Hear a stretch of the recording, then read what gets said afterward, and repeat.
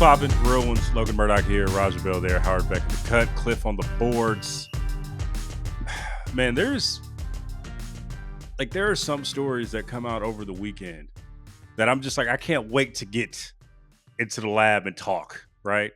And this was one of those rare stories. I'm talking about the Luka Doncic trade to the Lakers. I'm trying to build this up, but like, let's just get to the shits, right? Like, but it was a build up. I remember putting it in the chat, and it's a big deal when Raja is like, yo, what the fuck is going on? Raja woke up and was like, I woke up to this shit? What the hell is going on? This was crazy, right? Crazy. We'll get to the press conference that happened today. Full transparency, we're recording this a little later than we usually do so we can accommodate the Luka Doncic press conference. Before we get to anything, the streets want to know. I'm going to start with Raja, then we get to Howard, then we get to myself. What were your reactions to the trade? What the hell? What were you thinking? Did you think was there a hack? Well, Raja, where were you? Take us through the journey of seeing this.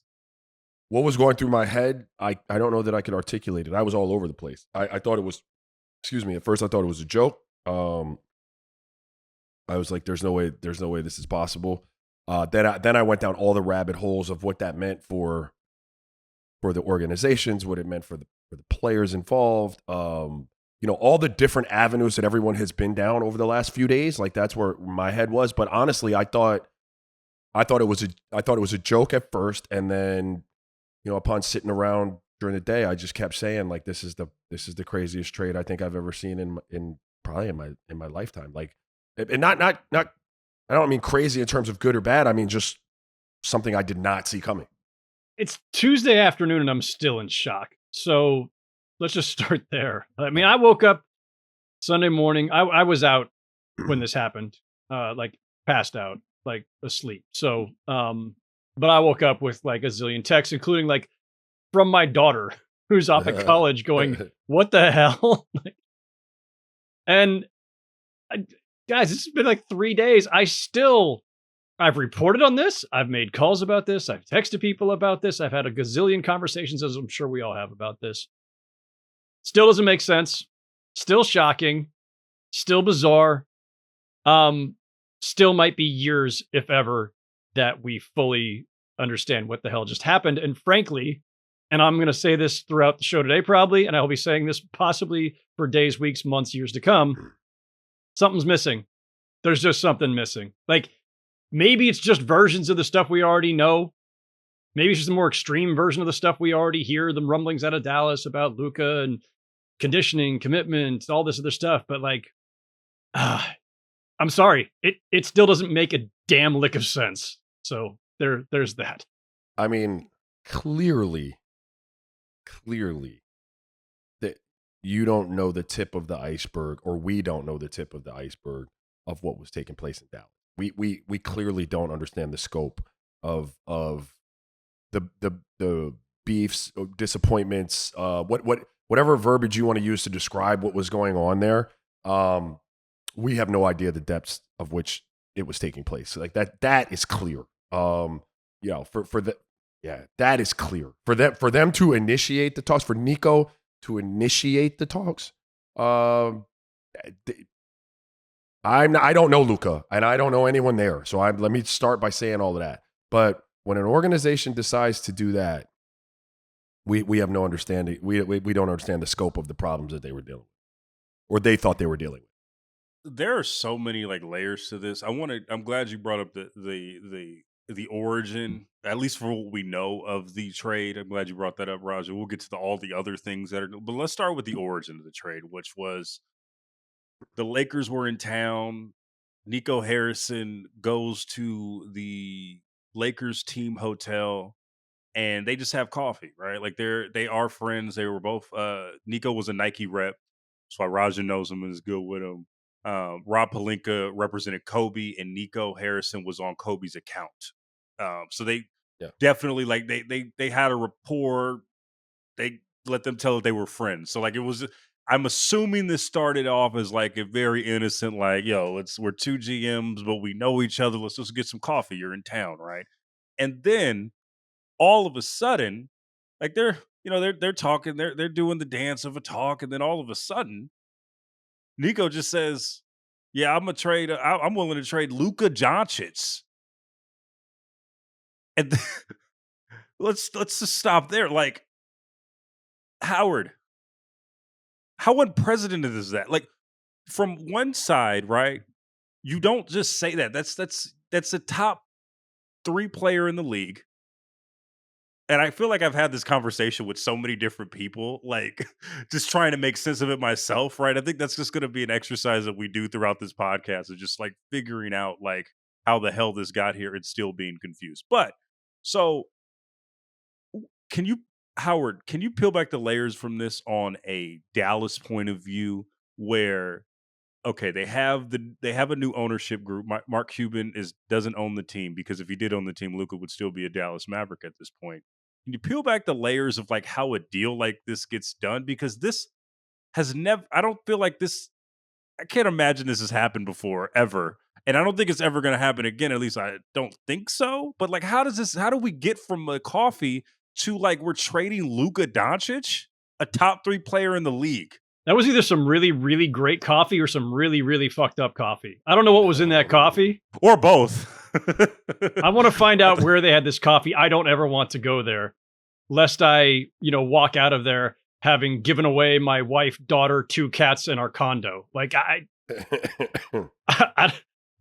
I mean, Logan, I don't even know where to begin with this, but let's start with Cuban for a second, because when I was making calls over the on Sunday to write a story about how the rest of the league was reacting to this and what, the premise of the piece, which is on theringer.com right now, was basically just like what other GMs thought of this, but also what they thought the Mavs could have gotten if they'd actually shopped Luka instead of having a one-way conversation with only one team about a 32-year-old star.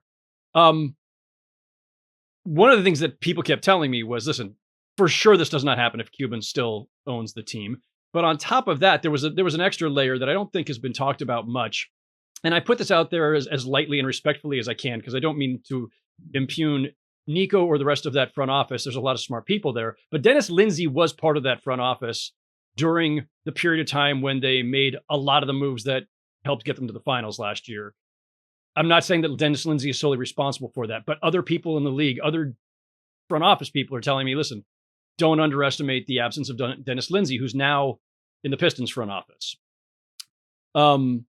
Nico's been doing this for a few years, but this is still the first GM job he's ever had. And, like I say, far be it from me to say that one person, and, Dennis Lindsay's a vet, been around the league a long time, worked in multiple front offices. So take that for what it's worth. But that is something that other people around the league mentioned from other. In terms of the actual, deal, Logan, yes, unprecedented. Yes, again, shocking beyond belief. No, there is no comparison for this. And the thing is, when you have a Luka in his prime, 25 years old, or when Giannis was at a similar age, LeBron's at a similar age, Kobe, Shaq, anybody you could think of in the last 25, 30, 40 years, however long you want to go back, players of that caliber at that age, if healthy, are just not available. Like, those are the kind of things where you spitball something where it's like, hey, listen, I know you probably wouldn't do this, but any chance we could get Luka? Any chance we could get, no, hang up. Like, those are the kinds of spitball conversations that sometimes happen between GMs or between GMs and even media when we're talking about, do you think they would do this? And 999,000 times out of the Lakers offered Kobe for LeBron and the Cavs said no. Listen, there was a lot.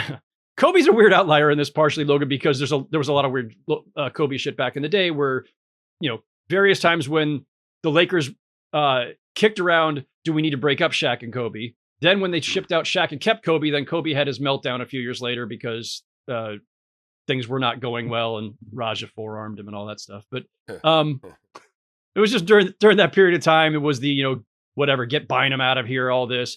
There were various versions of this, but the Lakers, the fact is they never did trade Kobe. The point of any of those. All I'm saying is, though, it didn't work out, right? That's what should normally happen, is what I'm saying. Right. And listen, if you wanted to make the case at various stages that Kobe was too big of a pain in the butt, you could have made that case. You could have justified, rationalized sending him out for. I think there was a proposal like Sean Marion and Jason Kidd at one point. That version of the Suns. There were various things kicked around at various stages. And you could have rationalized it. But the smart thing to do was to say, no, we have a generational talent. And for all of the problems and concerns or challenges that come with him, fuck it, we'll deal with it and bet on the talent. We have a top 5 player in the league and a top whatever, talent of all time. And that's where Luka is. Luka doesn't have the rings. I'm not putting Luka on Kobe's level, but you don't get players of that caliber very often. They are precious, precious, precious commodities. And I've seen some weird rationalizations in the last 24 hours, starting from various corners of the internet and some Mavs fans about, well, we traded him for another top 10 player. All right, Anthony Davis may well be top 10 right now, but he's also about to be 32 with a long injury history, never plays 70 games in a season, and he cannot manufacture offense or just single-handedly win you a game the way that Luka Doncic can. So yes, is he a really valuable player? Sure. He is more than a half decade older, has a lot of mileage and a lot of injuries. There is no version of this that makes sense. And if you were going to trade Luka, you have to get the best possible haul. And as another front office person put it to me in the story that is up on the Ringer right now, it would have been like the biggest haul of all time if you had actually shopped him around instead of concentrating on one team. It doesn't go this way. And when it does, it would be at a much lower level. If you're going to only involve one team, it's because you're trading like your seventh man. And you had something specific you wanted to get for him. It's more like maybe the Quentin Grimes for Caleb Martin swap that we just saw before we started recording, right? Between the Sixers and Mavs. Like, okay, on that one, hey, you guys need, okay, cool, let's do this. But not when you're trading one of the greatest players on the planet. And Luka, he's not just great by today's standards. He's a guy that people talk about as potentially one of the greats of all time by the time all is said and done, which is going to be at least 10 years from now. It's completely irrational and it's completely indefensible. Yeah, I mean, so they're separate parts of the conversation, right? Like I agree 100% about not really exploring all options available to you if you've decided you have to move a piece like that. And if you did that in a more open, hey, we're shopping him type of way, he would have commanded much more. It's hard for me. I mean, clearly Luka, look, I'm a Luka fan, but I've also said this before. Like, I don't know that I'd like to play with Luka. I don't know how many people like to play with Luka. We've said this on the pod. Like, yes. Howard has wrote about it. I have. Okay. Well, I didn't know that, but like that's a thing. And look, I'm not saying that I wouldn't. I just don't know. Like, I don't know what type of person he is there. And so like when you as an organization are trying to like figure out whether we're going to make the long-term investment in that, and you've got that part of it, and then the other part of being the franchise star is the intangibles, like the leadership qualities off the court. There have been plenty of cases made, and we've seen him with the meltdowns and stuff, like where you might not even say he's a full champion of that on the court, but like if he's not setting the tone culture wise and doing the type of things that you need him to see, that Kobe did that. Kobe might have had a whole lot of shit going on and didn't want this guy here and didn't want that guy there, because usually it was because those guys couldn't keep up with Kobe's insane appetite for the work. Like, I don't think anyone's saying that Luka has a problem with somebody's work ethic, right? And so, and I'm not excusing it. Like, I'm not weighing in on the deal. I'm just trying to give, like, I don't know what was going on there. I agree with you 100% in terms of like, I mean, that should have commanded way more than you got in return. I am trying to some degree, and I've been trying all weekend to see it from both sides, because he is so talented with the ball in his hands. He is so incredible in terms of crunch time, get a bucket. Like, he's just built for every moment out there with the ball in his hands offensively. And I do want to make the distinction there, like with the ball in his hands offensively, right? Because the rest of it, no, not like leaves a lot to desire in those other areas. And so, if we're being fair, that all has to be pointed out. I'm not there making the decisions. I Nico and Mike Finley and them dudes, I ain't talked to them in regards to that. That's a tough call. And so I imagine that's why I said what I said. If they figured there is no excuse for, I mean, I would love to hear the reasoning behind why that had to be a quiet, sealed, like case type of negotiation, like why you felt like you couldn't explore all options to get, the most value. But just without that being a part of the conversation, like the conversations that must have been had with ownership in regards to the human and the leader, to get to the point where you're deciding you have to start reaching out to people had to be incredible. Howard, we talk about like I want to get to the press conference a little bit, but first before I get to Howard, actually, I wanted to follow up on something that Roger said, just in terms of like the player element of this, right? Where you're weighing this as the front office, you're always weighing culture, you're always weighing these things, right? But on the one hand, yeah, like Luka didn't work out. Like I have seen it. We have joked on this pod about like I've seen him in person. His warm up is, and Howard has probably seen this too. His warm up is like 4 half court shots, and then he's going back into the locker room. That's literally all it is. Yeah. And I get that, but on the other hand, this dude is dragged like rosters to the conference finals, right? Like rosters that you wouldn't think would make it to the conference finals. I mean, I don't think without a Luka Doncic level talent that this Mavericks roster last year gets to the finals, right? Like he is that singularly great, right? We also know this about superstars. They come with a lot of baggage. There's a lot of stuff that we know and don't know about superstars, but we put up with the shit because because titles are there and Yeah. legacies and all those things. There was they didn't think he was going to sign the extension, all these things. But my question to you, Raj, is couldn't they have like tried to figure this out? It's Luka Doncic, man. Like I get it, and I get being fed up, and I get all these things, but there's one thing to like say, "Oh, he's a piece of shit." Like I'm so tired of this, and put up with it Yeah. as opposed to like we're gonna just like let him go out of the door for an aging star and all of the and we'll get to this when I ask Howard this, but like all of the explanations just don't add up. Like how do you not try to figure this out as Yeah. No, with your star player? I agree with you 100%. Like I want to make sure that everyone listening understands, like I'm not supporting or condemning the deal in either way. I'm simply saying, you don't think they tried to do that? Like, so my point is, what is going on behind closed doors there has to be so damning, and it had to be going on for so long, because I imagine anybody that runs a company would absolutely do that with a generational talent. Hey man, we got to fix this. Hey man, we're gonna have our 17th meeting in regards to this.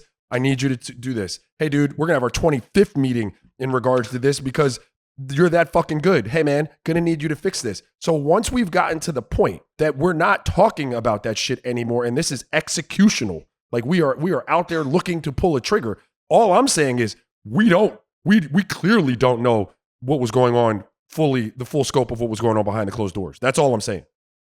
Howard, how is and I do want to get to the Lakers point at some point. We will get back to the Lakers point of view on this, but me and you talked about this yesterday in our like little pre-pod meeting, just about like Nico Harrison, and like this was a crazy trade on its face, but like the press run from Nico Harrison has been diabolical.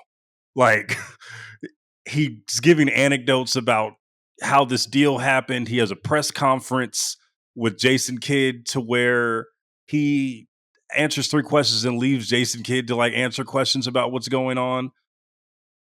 He went from being this guy that, and I want to give credit, built a championship roster or built a championship contending roster around Luka Doncic, right? In a short amount of time.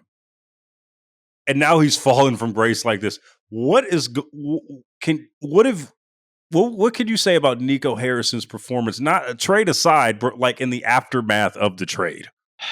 It's tough when you get one of these jobs, GM or president of a team, and you're now the face of the franchise in a lot of ways. And you're not the face of the franchise the way a star player is, but you are the voice of the franchise's authority.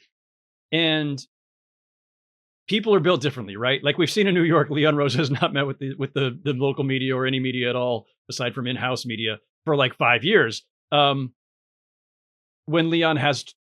he did a press conference very early on, you saw like Leon not all that comfortable in front of the cameras. Like just because you're in this role doesn't mean you're a great message person, right? You're not necessarily the best voice of the team. I only say that to say it felt to me like Nico was really nervous in the moment or unsure in the moment. His composure in that presser with Jason Kidd. It's a pregame press conference, right? So normally that's when the coach is meeting with the media, right? So what they did was, well, the trade happened last night. This is the first opportunity for us to address it. Let's put Nico next to Jason Kidd, which is, I guess, presumably why also Nico left Jason Kidd there by himself after like 8-9 minutes. It came off awkward though. Nico sounded awkward. He sounded unsure of himself in terms of how to present this, how to message this. And then leaving when he did, especially on the note he left on when he was talking about like, yeah, they may be burying us in 10 years anyway, or whatever. Like this weird offhand joke. Like, okay, I think reputationally you're getting buried in real time. But then he stands up and walks away. And now Jason Kidd is, as the coach who did not make this deal, who was by Nico's own account, Kidd was left out of this until it was already basically also done. Jason Kidd hired to coach Luka Doncic, like literally handpicked by Luka Doncic to coach him.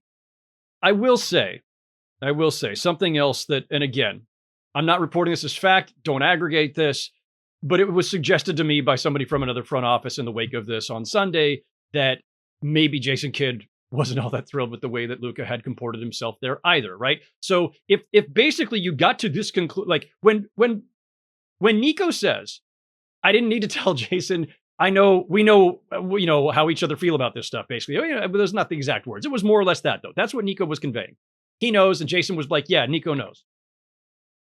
That kind of underscores or helps support this premise, like I say, from somebody, a source with another team, who told me, like, Jason Kidd was not exactly thrilled with Luka. And that would stand to reason too, right? Like Jason Kidd, incredibly meticulous. We know what his focus and work ethic was throughout his career.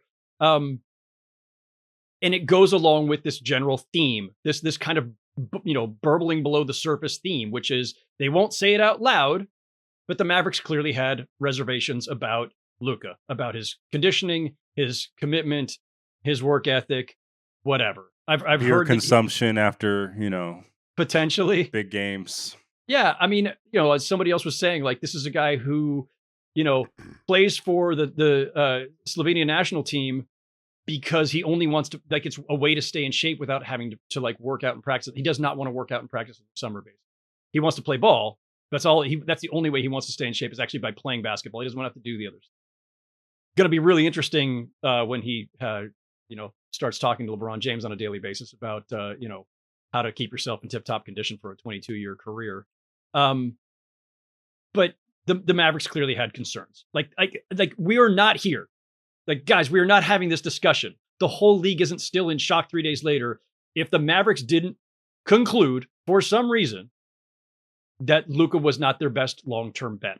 And especially with the potential $350 million Supermax on the table this summer.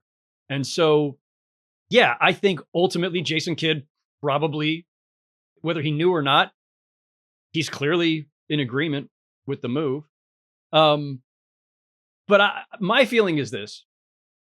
If you were worried that he wasn't going to sign, I don't think that was the case. Like, and Luka denied it today when he was asked by LA.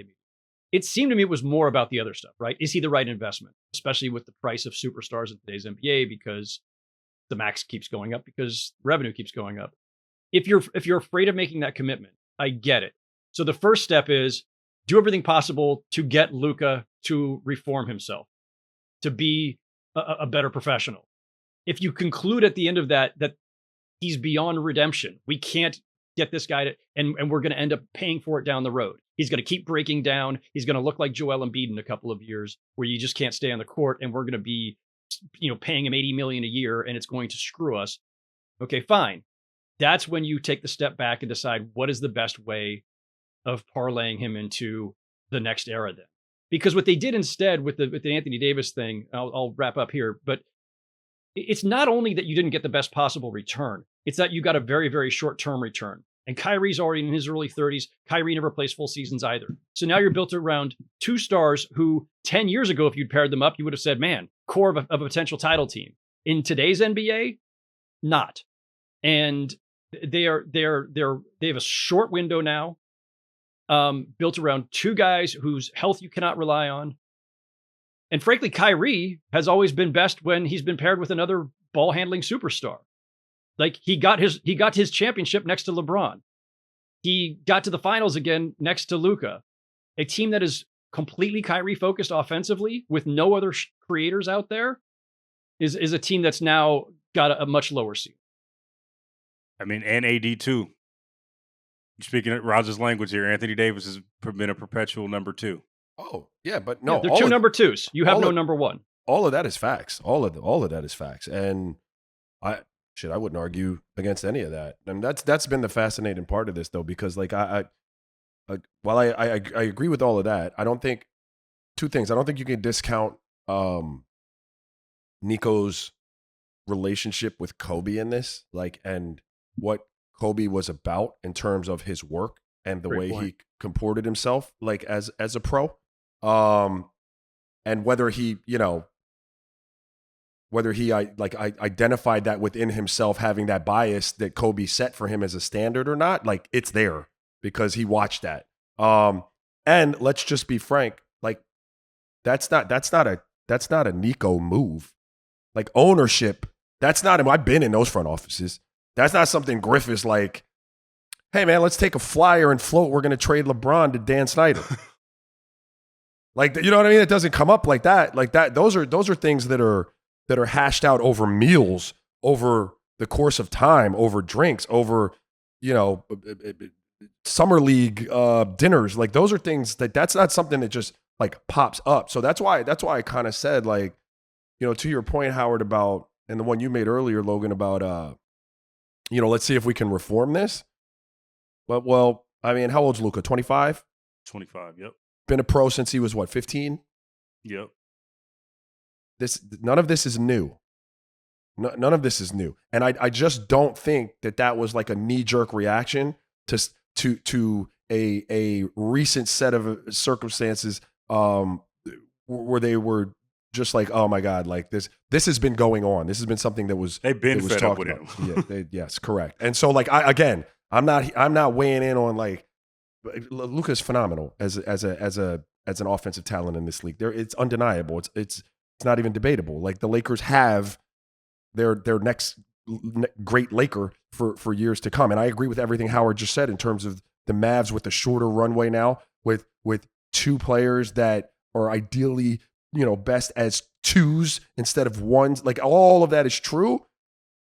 And I'm still sitting here saying, like, the most fascinating piece to me is like what the fuck was going on in Dallas. Here's another thing, though, Raja, that I thought of. Like, I understand all of the things that you like that the front office feels about Luka. I wholeheartedly understand it. But what you just did is you traded him to the Los Angeles Lakers. You basically took $100 million out of his pocket with the extension because he can no longer sign the Supermax. And you just motivated a guy that plays some of the best basketball we've ever seen when you have him fucked up. We have seen it on a postseason scale. I understand all those things.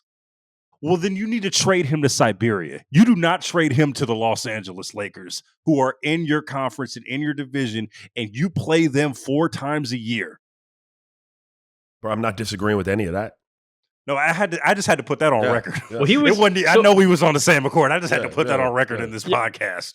So, Logan, great point about the contract because there's maybe some stick it to you motivation there. Like you guys cost me $100 million. But beyond that, so he Texas taxes to California taxes. You really got him messed up. Oh, he got asked today in the press conference. Luka did about, hey, there's some reports out there that there was concerns about your conditioning and stuff, and Luka's response was, quote, "It's a motive. I know it's not true, but it's a motive."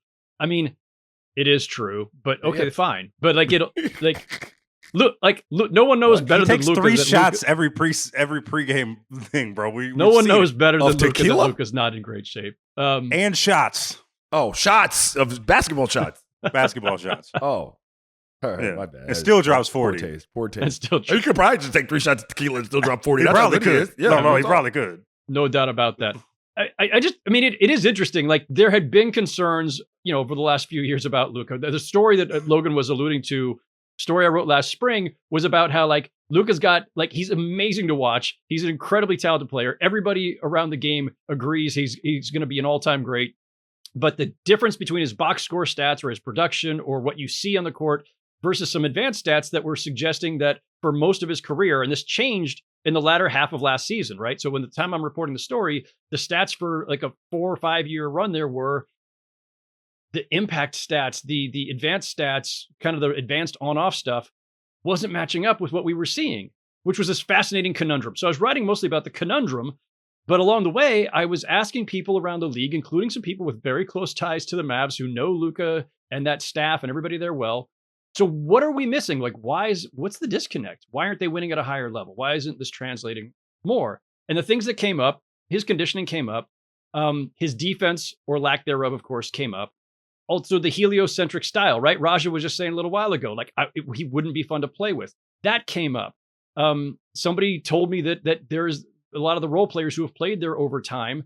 There's this sense like when Luka goes to the bench, like there's a sigh of relief almost because it's like, okay, I get to handle the ball a little more now. I get more shots now. And that's not a shot at Luka. Like that's a shot at that style, which has been popularized for the last 10 years by Harden and Westbrook and Giannis. Like there's a lot of super high usage guys.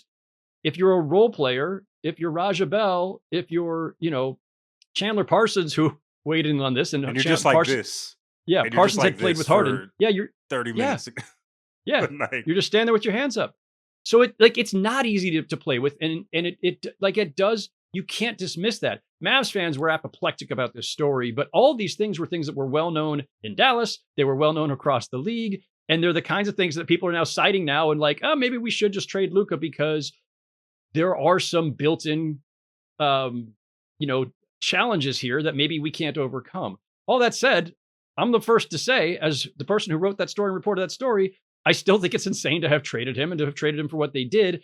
And I don't think they're winning a championship anytime soon. They were in the finals last June. I don't know if they weren't going to make it again this year, right? I don't think they were built to make it again this year, and Luka's still banged up.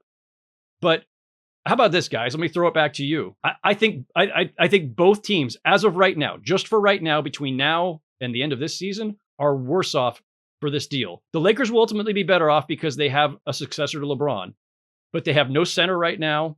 Rob Pelinka in that press conference basically said the market's dry for centers, which is, by the way, just flatly untrue. There are a bunch of centers available right now. Maybe not the one he wants, maybe not one he can afford with their assets, but there are a shit ton of centers on the market right now between now and Thursday. If they don't get a center and they're just stuck with Jackson Hayes and small ball with Dorian Finney-Smith, and Luka's still working his way back, like I don't see some massive run coming from the Lakers, this spring. And on the Mavs side of it, like Anthony Davis is on the shelf to start his Mavs career. Kyrie AD, an older Klay Thompson. I Caleb think Martin Dallas now. could really implode. I really think they could implode. I don't think they're going to implode, guys. I just look at where those teams are in the standings right now. I don't think neither of them are in great shape. Like the Lakers are wins wise right now in the standings, but I don't. They've also got one of the hardest remaining schedules. The Lakers, I think they've got one of the top 5 hardest remaining schedules. They need to incorporate Luka. They need to get him healthy first. They have no center.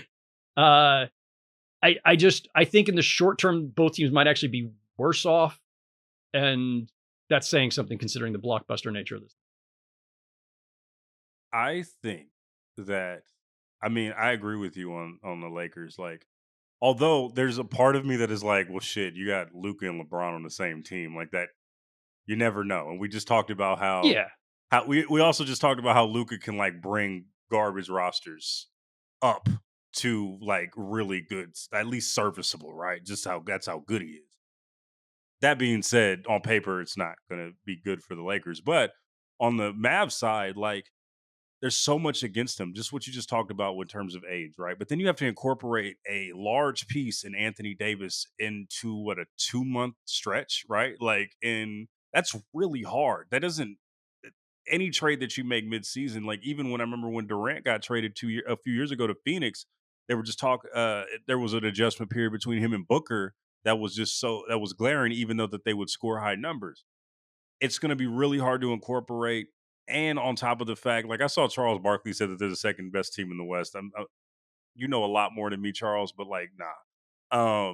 When the I Mavericks, just he said. the Mavericks, yeah. And I'm just like, I just can't see it with all the things going up against them. On top of the fact that there's two number twos leading this team, I Yeah, just don't well, see it. I mean, I wouldn't go as far as to say they're the second best team in the West, but I think if you're talking about immediately, I think the Mavericks are better immediately than the Lakers are. Can I ask you a question, Raj, about Yeah, that? go ahead. They're definitely going to improve immediately defensively, right? But Lively's still out for probably another couple months, I think. So Yeah. so maybe you're starting Gafford and Anthony Davis together. So the first question is spacing, because while Anthony Davis loves saying I'm a 4 out of 5, and they won a championship in LA when he was the 4, Yeah. he shot a career high from 3 then, and he's never approached it since. So so one, spacing. Two, Yep. my concern for the Mavs, and the reason I'm downgrading them in this short term here, is my thought that, like, no Kyrie centered team. First of all, there's we mentioned that earlier. There's that part, right? Kyrie doesn't lead teams anywhere without having a Luka. But also, he's their only guy. So, like, where's shot creation coming? What when Kyrie goes to the bench, are you running your offense through Spencer? Is Spencer Dinwiddie carrying it? Listen, I just don't know where else their shot. They Yeah. were so Luka and Kyrie focused in terms of shot creation and scoring. well, you Whereas, have like, to be. You have to be when you have Luka. yeah. You have to. So be. now he's gone. So So- what do you? So how do? So how are they, well, I'm not saying that any of them are going to be able to do that to the degree Luka does that. well, yeah. But I think that there are people that, this might not be purely in an ISO situation, but there if you know what you're doing as a coach, Jason Kidd, you can get people in positions to maximize their ability to create plays. And I think that a lot of people on NBA rosters today, the way guys are trained, the way they're brought up to play, have the ability to create a shot. Me, I would not have had the ability to create a shot, right? Like, so like in my day of the specialists that we were, you didn't have as much skill level. So you take a piece like that out, we're just kind of left out there like, oh shit, what do we do? But I think you do have guys on that roster, again,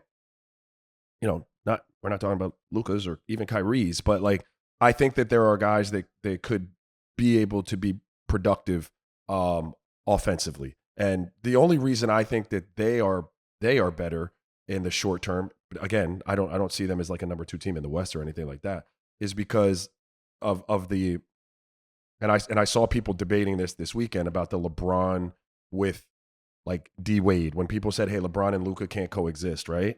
And then people were saying, well, LeBron and D Wade did it. Did they forget about that? And they were like, well, LeBron and Kyrie did it. And did they forget about that? Well, in both of those scenarios, the ball was LeBron's, because those two had the ability, Kyrie and D Wade to a certain degree, to either become a spot shooter in Kyrie's case, and then a sometimes dancer on the ball and finisher, while LeBron did most of the orchestrating, and D Wade became more of a slasher type of finisher with LeBron on the ball.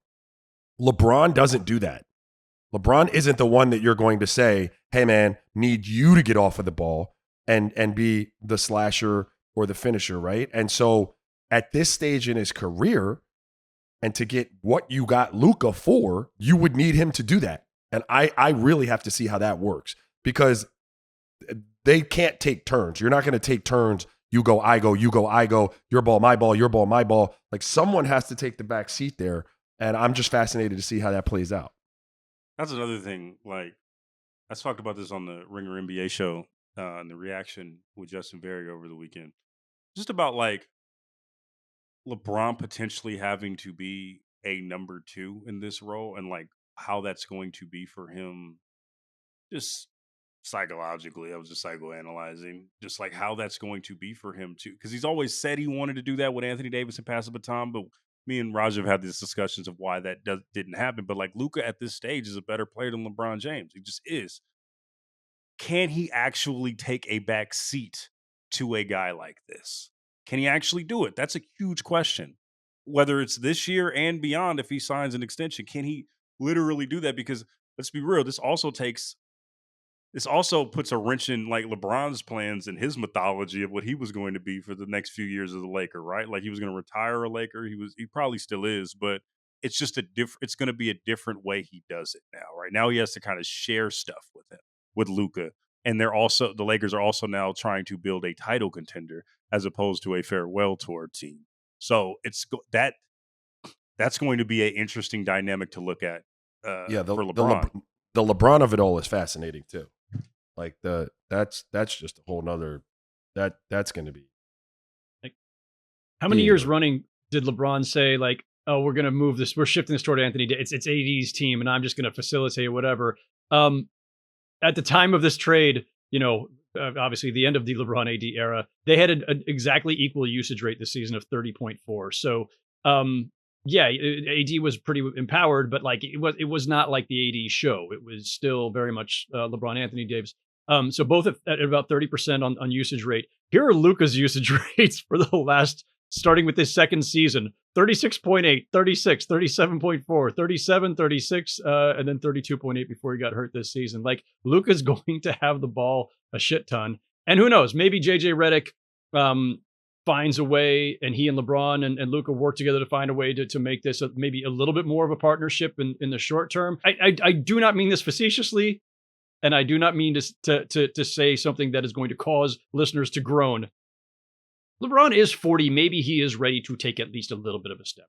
I don't think that's crazy. The guy knows himself. He knows the stage of his career he's at. He knows they're in a transitional stage now, having just brought in a 25-year-old who does a lot of the things that he does, not at the same level, and not the same level of accomplishment, but it makes sense. I did think it was noteworthy, and I don't want to make too much of it, but like I watched the press conference today with Pelinka and Luka. LeBron's name did not come up much. It did from a couple of questions, but other than that, like Pelinka, when asked about like roster construction from here, he's like, "Oh, well, that'll be a lot about, what JJ's philosophy is and how we're going to maximize what JJ wants to do and what we need for Luka and blah, blah, blah." Like did not involve LeBron in that answer at all.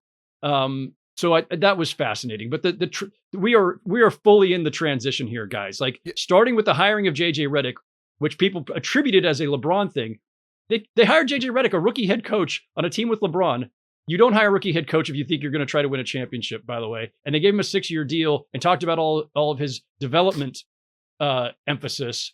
That was about the young guys. So like starting with JJ Redick, moving to this trade, like the Lakers are fully in planning for the next era mode. I don't think this is about trying to win a title now in what's left of the LeBron era. Yeah, I also thought it was interesting when they asked Luka about had LeBron reached out to him. And he said he reached out right after it happened. He said, "We didn't talk long, but I thought it was really cool that he reached out to me." Like, yeah, by it's been 3 days now, dude. Like he probably. I thought, and now he could have not been giving us the full story of how many times they've spoken and whatnot. But I did find that interesting. And I don't. We haven't heard from LeBron yet. That's like it's going to be fascinating when he finally. Yeah, that's going to be very interesting. And I think you kind of. You hit on something that I do agree is true, Howard. Like I think that LeBron probably is more accepting than ever of being like the number 2, if you will. Like just kind of the thing is, you kind of have to have a skill set to do that, though. Like as you try to be as you try to become a 2, and maybe there is enough meat on the bone for them to kind of go you go I go, and JJ can figure that out. But like he doesn't have a true, like this is a credit to LeBron, like he doesn't have a true number 2 skill set, right? Like he's more of a, hey man, like I am the puppeteer. I make all these pieces on this chessboard kind of move around, and Luka does the exact same thing. And for someone who's doing that, that's fine. But all the pieces on the board that are doing the moving, like you have to settle into being able to do that.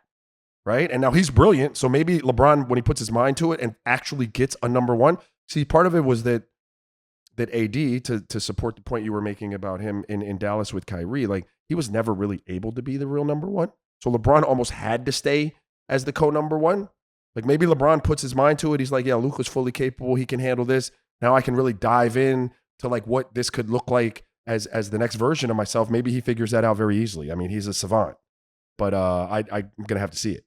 We'll see. One other thing that I would like to note is we talked, and I want to end it here real quick, at least this segment. Rob Pelinka of it all. I just want to say he had a fucking strut in that press conference that I hadn't seen in a while. You know he was feeling good because he had the Eddie Murphy leather on with the infinite amount of zippers and the rollie on. Half zipped on the top and bottom. What? Had the rollie on. Had the real nice wedding ring on that night. That day, he was feeling himself. That's one question that I do have though for you, Howard. Is like, I mean, he did get Luka, so like he does have that strut, but he's had a bit of a mixed bag in building championship teams. How much pressure is on him to right some of the wrongs that he made in the first go around when he had LeBron and building a championship team? Like, what does he have to prove here? Yeah, I mean, listen, without boring everybody with 6 years of transactions or whatever going chapter and verse, but like Pelinka and Magic together had some misfires right out of the gate. They eventually construct the team that wins the 2020 championship. They immediately, and now this is just Pelinka at this point, immediately disband that entire supporting cast within about a year, and have spent every season since then trying to make up for that, and the Westbrook deal and all this other stuff. Like Pelinka has not been able to construct another viable contender around LeBron. I don't care that they were in the conference finals a couple years ago against the Nuggets; they had no chance. They have not done a great job of building around LeBron in these latter stages. This Luka thing, it's funny. At one point, toward the end of the press conference today, Pelinka was asked about having Luka as your centerpiece to build around for the next 10 years. And he said, oh, it's a gift. And I thought, oh my God, what a choice of words, because he was just gifted Luka. He didn't mean it that way, but yeah, it's a gift. You were gifted a generational talent. Hey, Pelinka was in his bag. I'm not. And by the way, credit to Rob Pelinka for not having to give up their 2031 pick or any swaps or Dalton Connect or Austin Reeves or anything else. I don't know how he got away with not putting in everything that they had. Nobody around the league can quite comprehend this, but he did. So credit to Pelinka for that part. But dude, Luka was gifted to them. It was a one-team negotiation, and just incredible, absolutely incredible. This happens sometimes. Not discrediting Pelinka or the Lakers. They're the Lakers. Great things happen for the Lakers, but yeah, the pressure's now on, as you point out, Logan. First, he has to navigate, as we've discussed, this slightly delicate Luka-LeBron overlap, right? However long that lasts, another couple months, another couple years, whatever it's going to be. And then while you're doing that and trying to figure out how to build a contender now, you need to look at the long term. What kind of team should you be building around Luka? What kind of players fit him best? You're not on LeBron's timeline anymore, but he's still there. And you have to respect that. And you have to figure out how to navigate that, both in terms of ego and pride, but also functionally. So I think it's a huge challenge. And like I say, I don't think Rob Pelinka's overall record, a championship notwithstanding, I don't think his overall record of roster building around the stars that he's had has been all that smooth. So I'll be very curious to see how they operate from here. And by the way, we still have 2 days till the trade deadline. Anything I'm saying about the Lakers' short-term prospects is on the assumption that they don't do anything between now and Thursday, but they might. And if they do, we'll reassess.